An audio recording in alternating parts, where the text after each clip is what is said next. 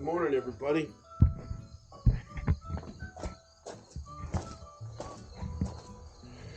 It is about 8:30, 65 degrees, 66 degrees, something like that. Overcast, still dew on the ground. Amazingly beautiful morning. Perfect morning for heavy work. We're a little late getting up, so decided let's go ahead and do it. We'll get the chickens going, get them out of the coop because we're overdue for that. So I'm gonna let them out. I'm gonna go inside, get my protein drink for my breakfast, get that started, take on my vitamins and suches, and go from there. Release the Krakens.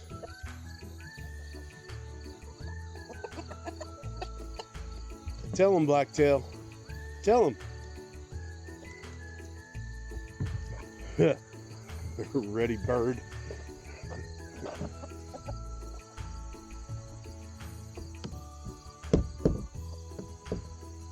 All right.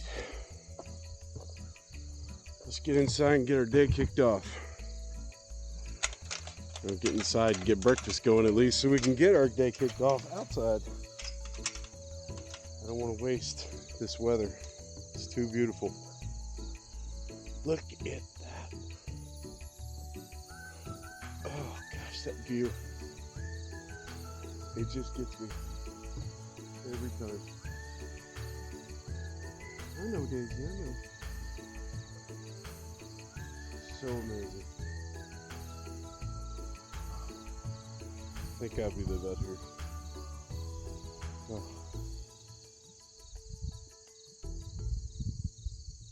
It's 8:30 in the morning and all I hear is peace and quiet. Just life, not machines.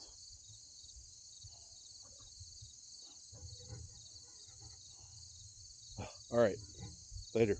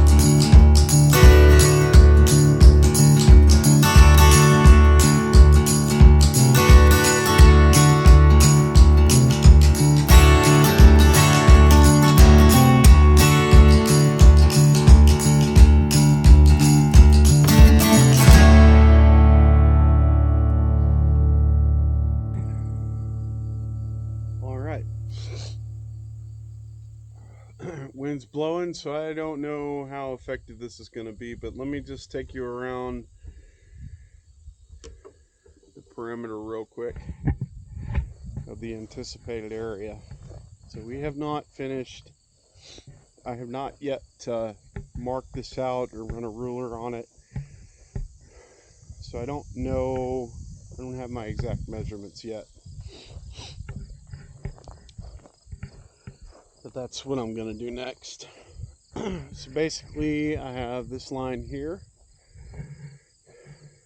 that will run to the back, this line here that'll run over there to the south fence line, and that basically is cut all the way around.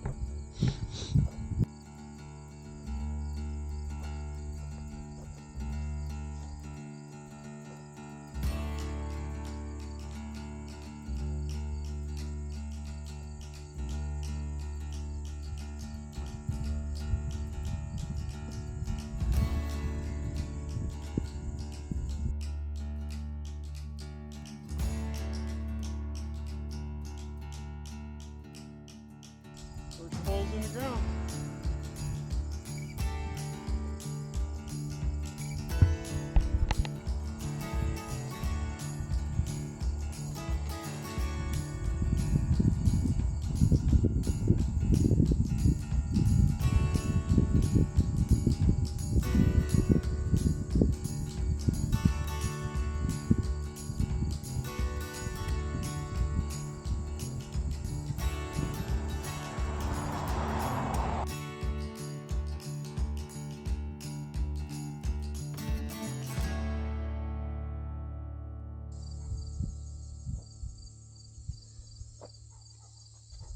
Second corner, done.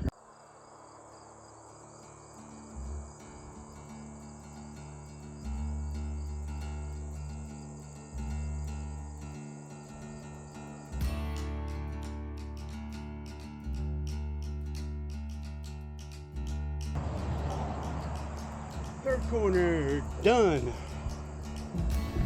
I'm pulling it in just a little bit to make more of a bend on the outside. Work out anyway.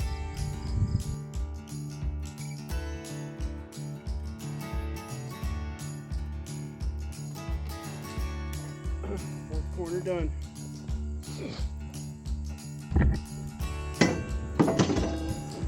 All right.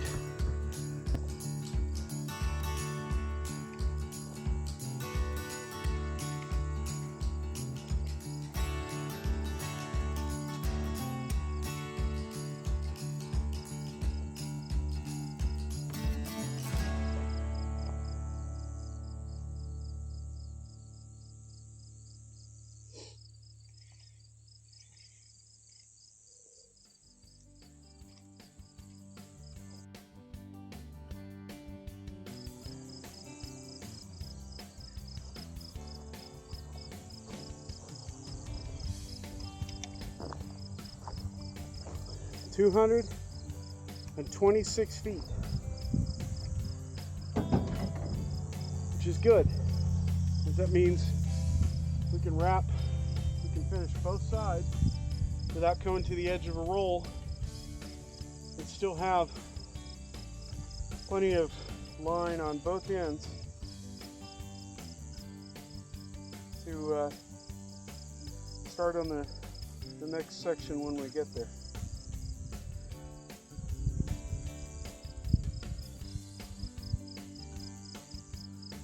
So I'm going to go ahead and go ahead and run this out. Get a safety line on the ground. This is mason line, so it's kind of a no stretch. There should be plenty taut enough to give us that complete line.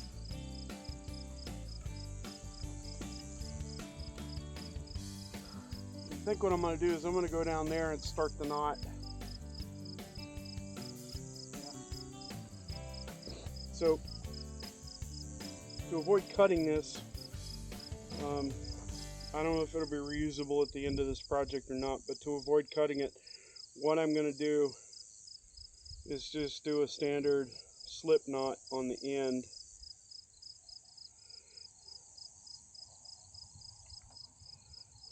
And then what I'll do is I'll come through the knot and I'll do that, and I'll put that around my pole. That way the slip knot can tighten down.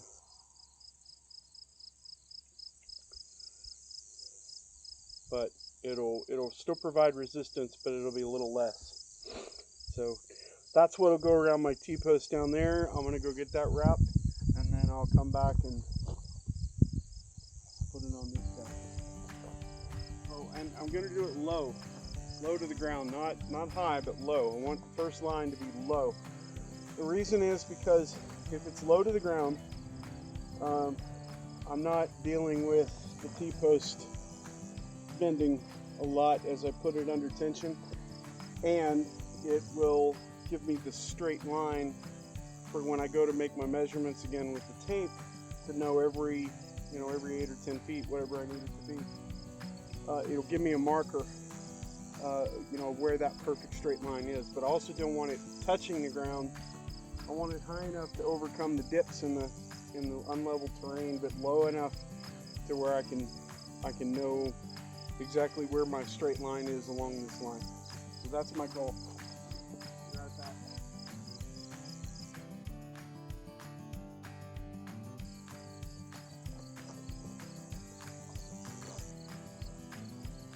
Okay, next tip. When you're doing something like this, the orientation of the T-post matters, as does where the knot line lays out. We're going to put every T-post along this line with this flat face sticking out that way. So it's really important that the knot on this side over here, that the knot be like tucked way back here, because then that line is off.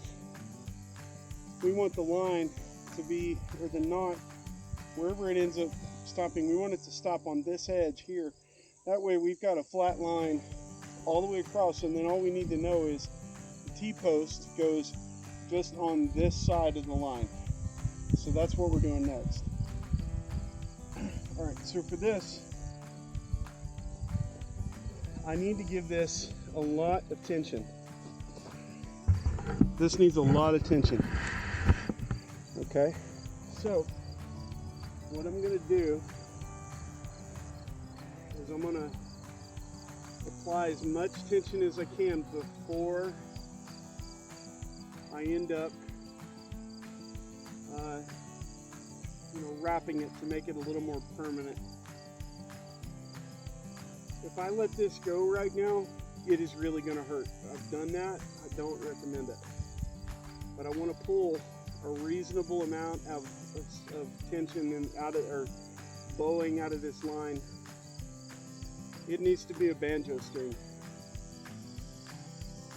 So we're going to go tight, tight, tight, tight as I can pull it.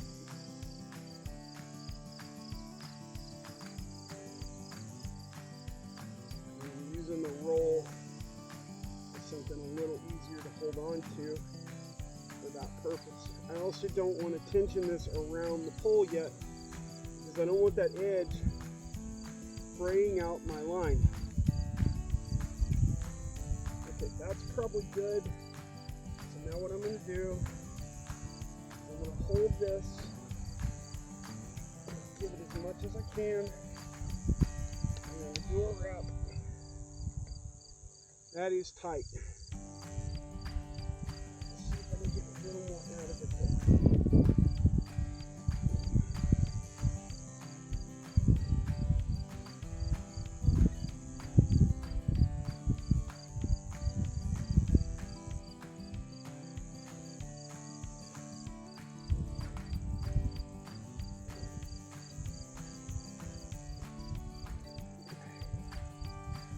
It's low enough,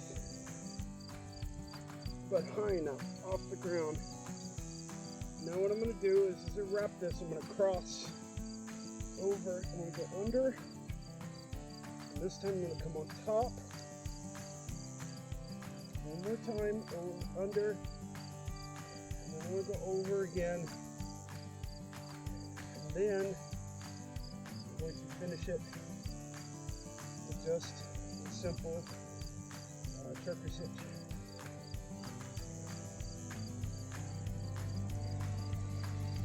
Okay. Now before I move on, I'm going to get a stick to peg this with. The green wood. What this will do is it'll give me something to pull back on. So that I can just tighten that up. And when I go this way to go that line,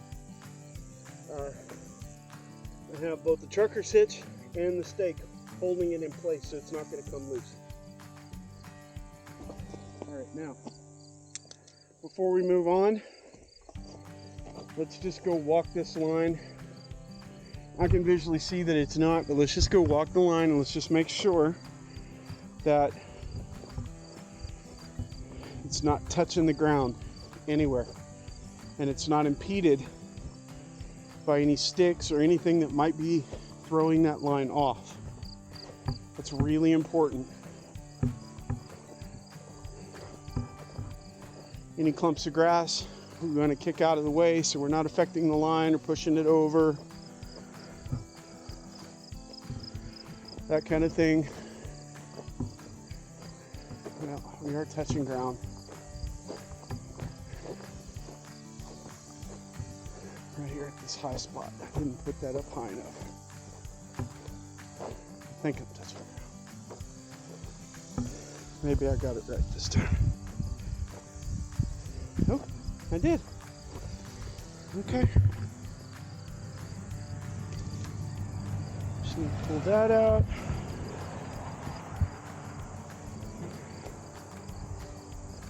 We'll knock out some of this grass. Yeah. We're doing exactly what we need it to. We're not touching the ground, but we are low enough across the whole thing so that we can very easily identify where the bottom line needs to be. And as I said, with all that tension, we didn't apply too much of a bow to this pole, which is good. Still got a touch of a lean, but it's not much. But that'll hold. So we have one line done. All right, now I'm gonna go do the next line. Pick you up in a second. Okay, same thing again. So 226 feet. I'll write that down after I finish this line. 226 feet. So now what I need to do is I need to take a measurement of this line from this pole to that pole. And that'll give me the north side fence line length.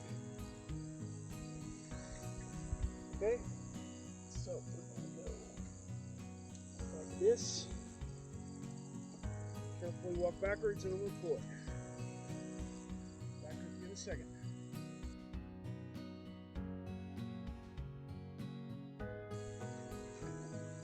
So that's our next line. It's 258.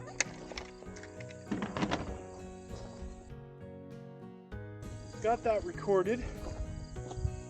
So the next thing is going to be to do basically what I just did. We're going to stretch this line from this corner. Now that we've got this kind of tied off and secured without breaking the line, we're going to take this and we're going to run it up that way to the other corner pole. So stay with me. I'm going to run this out. We'll quick check all the way up, and then I'll come back, grab the camera, jump in the truck, we'll move things around and get on to the next line.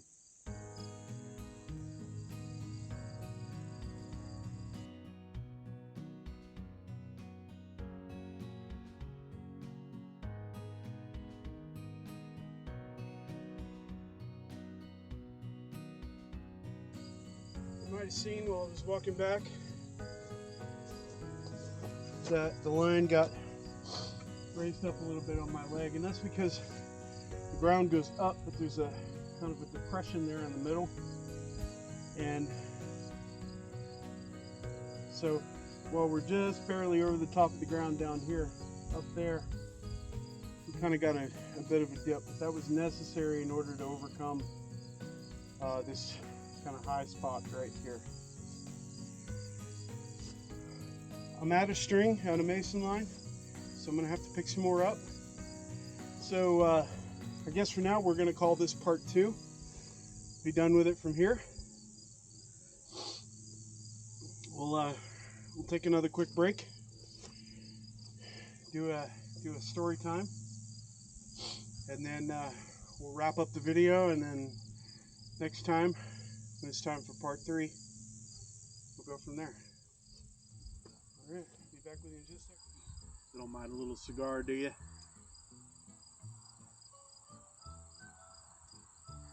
Cigar and a good drink. Usually the good way to go for a story time. Only thing that would make it better is a campfire. we will work with what we have and gather up around the campfire soon enough.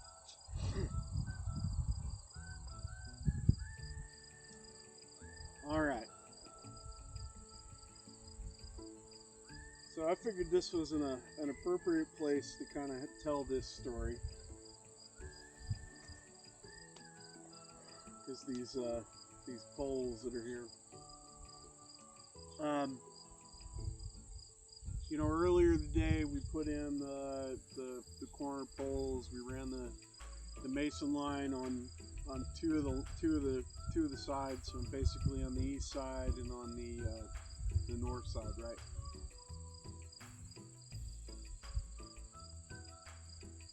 Well, the story I want to tell you is about how I almost took my head off. This again goes back to doing things manually, doing things brute force, kind of doing things by yourself. Sometimes it's necessary.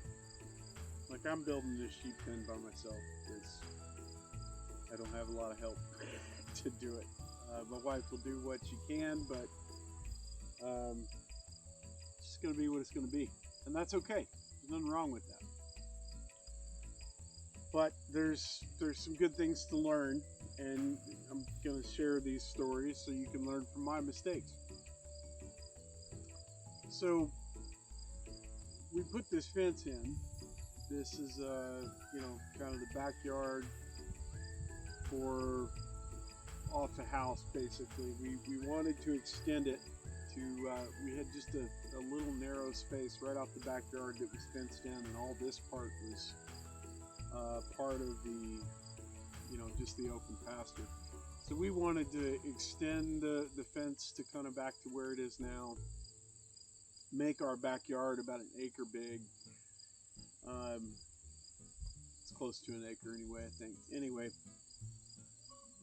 that way the dogs would have more room to roam. They'd have more, we'd have more space for them to play. We could throw the chuck-it stick and still be contained in a backyard area.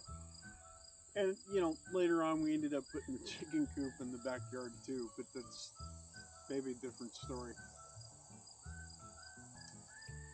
When I was running these fence lines, these poles are 8 foot long and 8 or 9 foot long, and they are 8 or 10 feet long. I can't remember exactly, but they're 6 inches in diameter. And I had to put every single one of them in. That meant manually digging holes or using the auger to do it. Well,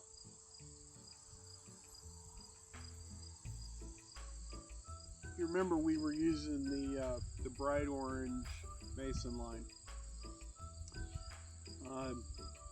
So earlier I was using the bright orange mason line, and there's a reason for that. When I put this fence line in, I'm into fishing, I'm into outdoor activities, bushcraft, hiking, camping, all those things. And so naturally in that world, we tend to have tarred bank line.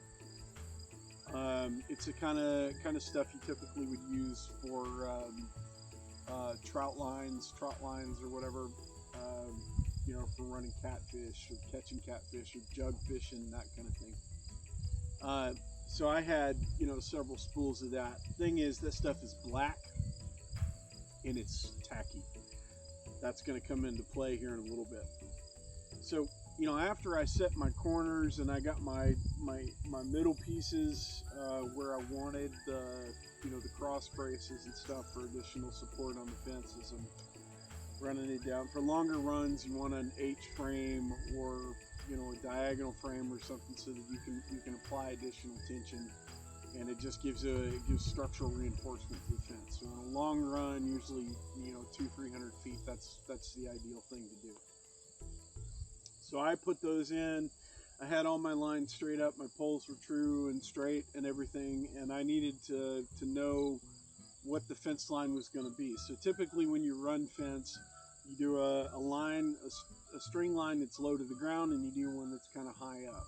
And the reason you do that is because what that does is it informs where the pole needs to go in the ground, but then it also gives you a reference point at the top, so that if you're if you're canted one way or the other, you don't necessarily have to use a level to put a T-post in the ground.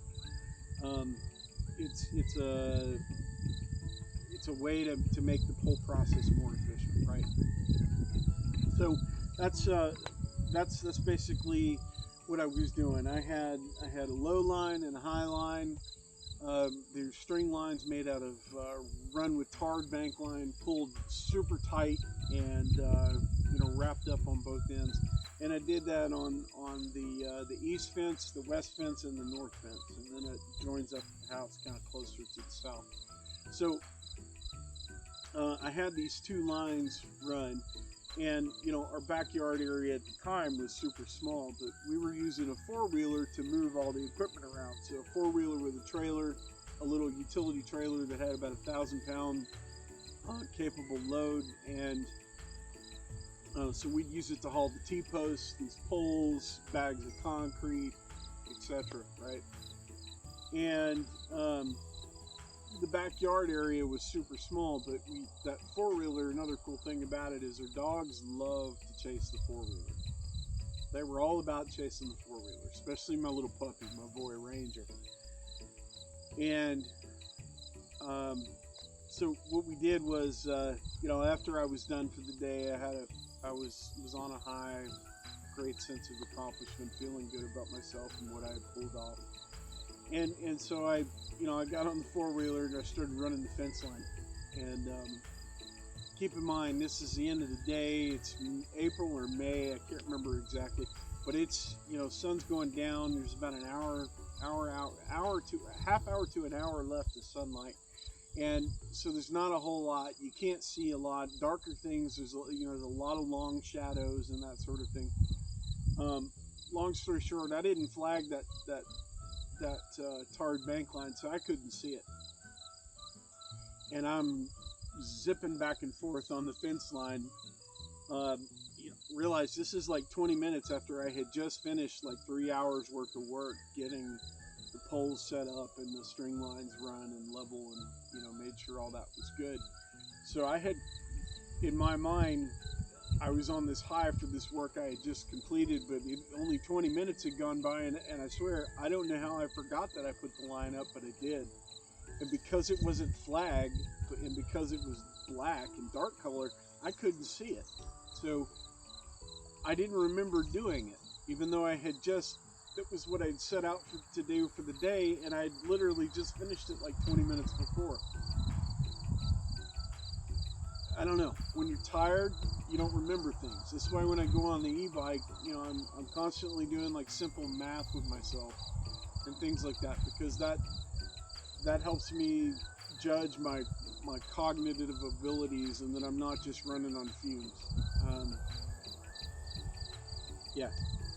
So I'm zipping back and forth on this fence line, letting the dogs chase me, and I'm low on the four-wheeler, so I'm coming in underneath this tarred bank line and not even forgetting it's right, over my head, that it's right there. I sit low enough on the four-wheeler that I, was going, I guess, passing straight under the line. Well, one of the times that I zipped around, I sat up a little bit more and I caught that tarred bank line and I went right into it. And I'm fortunate that it broke at a weak point, at a knot. I'm fortunate it broke where it did, but when it snapped,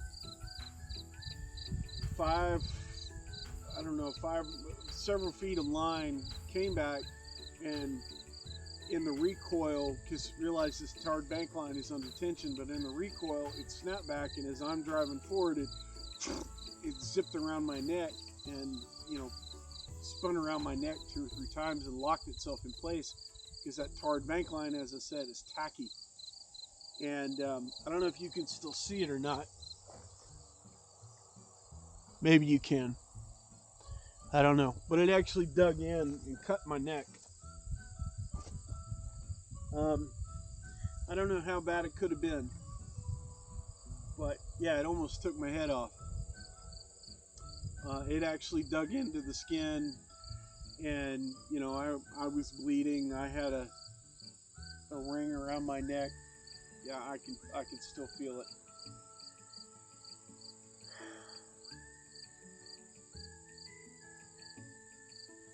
So that's why now when I do things like this, I'm using very high visible line. You'd think you wouldn't forget where you put something like that in place. But there's a reason that highly visible line is used to run fence and to mark your lines and all that. So that's my story. And you know, as soon as I realized that I had hit the line and it was choking me, right as the knot snapped and I heard the, and it sprung back and zipped around my neck.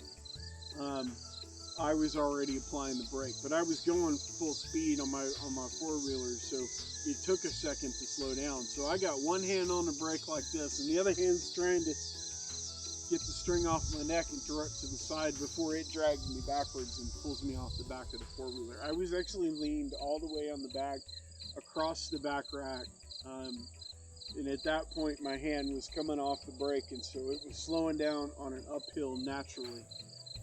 But it almost took me off the back of the four-wheeler, and it almost took my head off. So again, learn from my mistakes. And when you're stringing fence lines or you're doing things like that, use highly visible things. Because even if it's not you that makes the mistake and runs into it, a short while later, you might just you might save the life of somebody else, or you might prevent somebody else from running into it. Because usually on a work site, there's always more than one person. Unless you're doing homesteading projects, and then it's usually just you and your partner, or just you. But yeah, learn from my mistakes. Use highly visible, line. Use highly visible tools. Wear safety vests. Those kinds of things. There's a reason that those things exist, and it's not just to meet some bogus OSHA standard. There's a legitimate need for it. Because when you're exhausted and you're tired, it's very easy to forget those things sometimes. Yeah. Well, that's it. I hope you have a blessed evening. This is going to wrap up part 2. And in part 3, we've got more mason line coming. We've got some of the wedge locks coming, some of the gate hardware coming. So I'll show you how we kind of put all that together, and we will hopefully get to start putting in the T-posts and getting the lines run, getting the main square fence and main square of the fence run, and then we can start building on the shelter and then putting the dividing fence between them to make 2 paddocks out of 1. That'll be the goal. That's it. As always, thank you for sticking with me. Thank you for your subscription. Thank you for your likes on the video. Thank you for just being here with me. I really enjoy doing this, and I appreciate every single one of you. So thank you again. God bless you. I hope you have a wonderful day. I hope your Labor Day weekend has been spectacular and filled with relaxation and joy or heavy activity, whatever you needed it to be. I hope that it was for you. God bless you. We'll see you on the next one. Thank you.